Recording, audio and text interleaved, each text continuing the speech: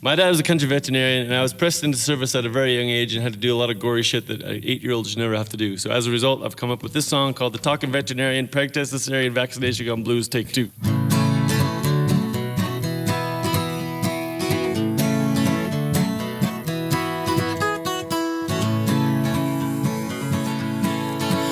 Well, my dad is a vet, and if I was one too, the one thing he always taught me to do was get paid. Cash money. See, jamming eggs is a mighty kind thank you, but not for the bookkeeper, not for the banker. The margin's thin on treating large animals unless it's a purebred or more understandable a racehorse of some kind. You see, son, city folks pay a high dollar to make sure Fido ain't hot under the collar. That's where the money is.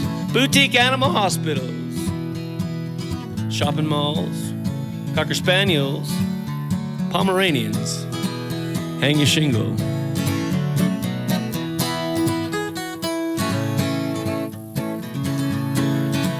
Well, a blind old woman brings in a bird with a busted wing, and somewhere she heard we was good doctors.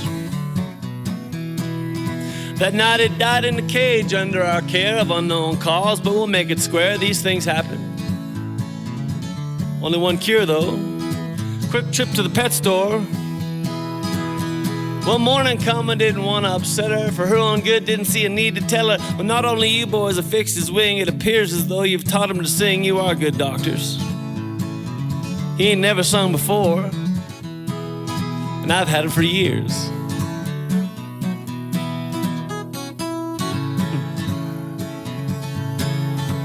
Well, if you've been in the business as long as I have, you begin to consider the plight of the calves, fun-loving, frolicking, carefree little critters. Well, the first few months ain't all that bad. They never forget the good times they had, and then comes spring and branding time, and stuck in the ribs with the red hot iron, tagging the ears, shots in the hip, the dehorn paste, and snip, snip, snip. Welcome to the world, little buddy. It's no picnic.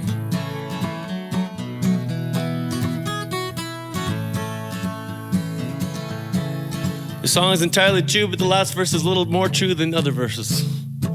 In southern Alberta, they grow a lot of sugar beets for sugar, and as a mature sugar beet, they're about the size of a basketball.